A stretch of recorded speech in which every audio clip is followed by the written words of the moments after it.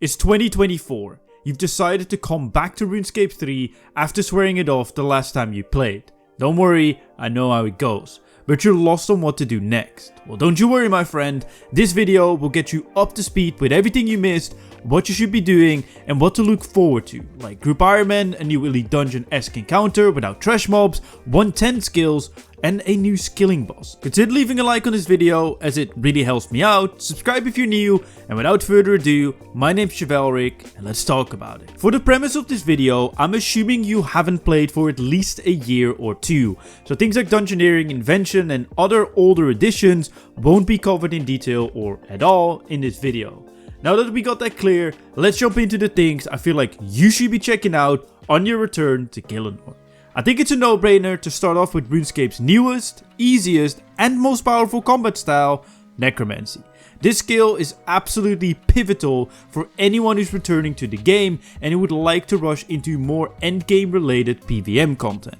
Not only will you progress your gear whilst training the skill, following along with the outlined progression in the game, it's also really simple to use. I know, any high level player says that whenever they mention combat, but seriously. Necromancy explains every ability to you whilst you unlock it, and even the premise of building and spending stacks. And don't worry if that sounds like gibberish to you now, after interacting with Necromancy's narrated progression, you'll be up to speed with all that and more.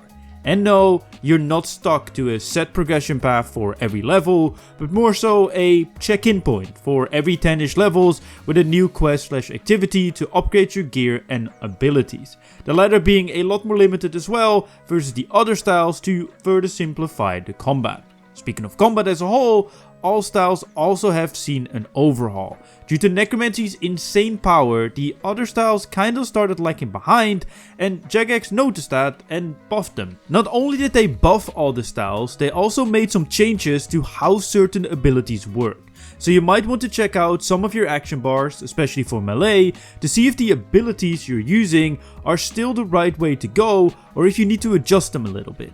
If you ever need any help on action bars, the PvMe Discord server is a great source of information for PvM, and I will link them down below. And yes, I know, you're watching a video on advice and are being told to look elsewhere. Unfortunately, one thing that hasn't changed over the time you were gone is the complexity of this game. To truly learn it, you still need more resources than what the game offers, or even that I can offer in a singular video.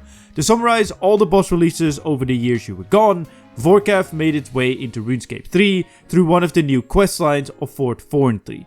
Kind of sucks, but offers an upgrade to Serenic. In case you missed it, there were also 4 new bosses released with the Elder Godwars dungeon, which offered various new best in slot weapons for each style, a skilling boss in Croesus, and a 3rd level of the fire/kiln capes in the form of Zuck capes, which are really good by the way, as they offer some stupid strong passive abilities, effectively making Omni Power, Overpower, Death Shot, and Death Skulls threshold abilities instead of ultimate abilities.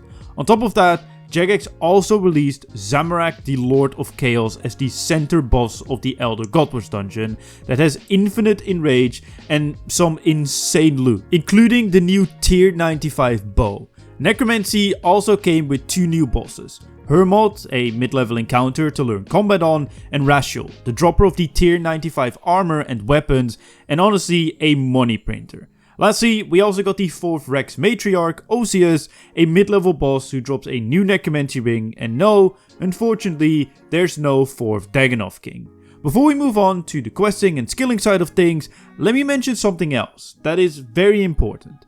Jagex has a new communication strategy. I know, another one, but seriously, this one is actually good, and is even supported in its quote-unquote development by a product manager of old school RuneScape.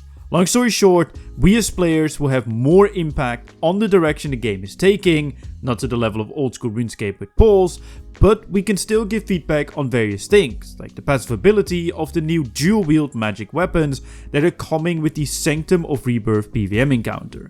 So if you're interested in that, then keep your eyes on the various social medias that Jagex uses and the website itself, which is just runescape.com. This is on top of the community hit list they already are doing, which are updates requested by the community through various surveys. So quests. Well, you have the Necromancy questline that you can complete while training the skill, but there have also been some other quests released, including an entirely new storyline with the introduction of Fort 4 and 3.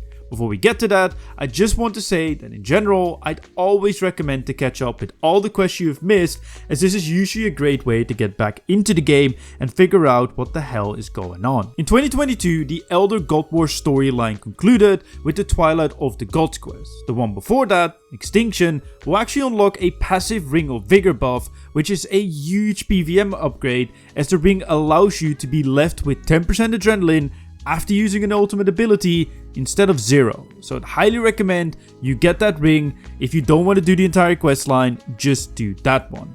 Next came the Chevalric storyline, which introduced the god himself as a boss fight during it, which you can do without doing the quest. But I'd also recommend completing it, as it gives you a passive effect, allowing your adrenaline never to be drained again once you've met all the requirements of the Infernal Puzzle Box that is given to you during the questline. Don't worry, they're not that difficult. But the biggest one of them all is the Fort 4 and 3 questline. This questline allows you to build a fort in the place of the former lumberyard east of Varrock, which is now by far the best way to skill in the game, period. Not only have all the portables moved there, they also introduced various skilling stations in the different buildings that give boost to production in too many ways to go over, and a completely new best in slot AFK way to train construction, by constructing the fort itself over and over again. So pretty much you can build everything and then you can quote unquote reconstruct it again without losing all the buffs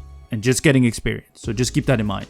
The best one, however, is the Herblore Hut, where you can trade in your overload supplies with an NPC to get unfinished overloads. No more messing around with 5 overloads per inventory. Instead, you can make 27 at once at a penalty of not being able to use the benefits of the portable well. And to kind of encourage you to actually interact with these quest lines, both the Legacy of Chevalric 1 and the Fort 4 and 3 one, these both have 0 prerequisites of older quests. So even if you've done 0 quests in the game, you can start off both these quest lines and will never be prompted to do any older quests. For you skillers, unfortunately, there isn't much to write home about. However, the future is looking extremely bright. All skills will have their skill level cap increased from 99 to 110, with new methods being introduced to them in sets of 2 skills. So for example, the first 2 sets of skills will be mining and smithing and woodcutting and fletching. No 120 increase, as this will give Jagex the opportunity to add more content for more skills rather than just a select few. The mining and smithing rework will offer a new best in slot pickaxe, tier 100 masterwork sword, yep, you heard that right, new ores, and a completely new armor set in the form of primal armor, which you might know from dungeoneering. As of me making this video, nothing much is known about the woodcutting and fletching rework, but it's looking to be treated the exact same way. Before I end off this video with what's coming up, I quickly want to run through some of the other notable updates you might have missed that are useful to know. There's now a 120 all cape, dev costs have been decreased dramatically, there's no longer a GP cap or max cash tag of 2147 mil, and all items can now be traded on the Grand Exchange, and the dueling arena is gone and replaced with a mid-level skilling area. But now, on to the future. First of all, the Sanctum of Rebirth PvM encounter, which is like an elite dungeon but without the mobs in between. So 3 boss fights back to back to back with a new death mechanic, which is more of a down than a death in normal mode.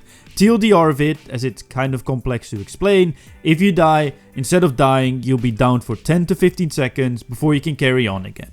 Interesting take, as they are testing if something like this will encourage more players to PvM, and I'm very curious to see how this will work out. Next up is another skilling boss. Unlike its predecessor Croesus, this boss will take some more inspiration from the old school RuneScape skilling boss encounters, but not much is known yet.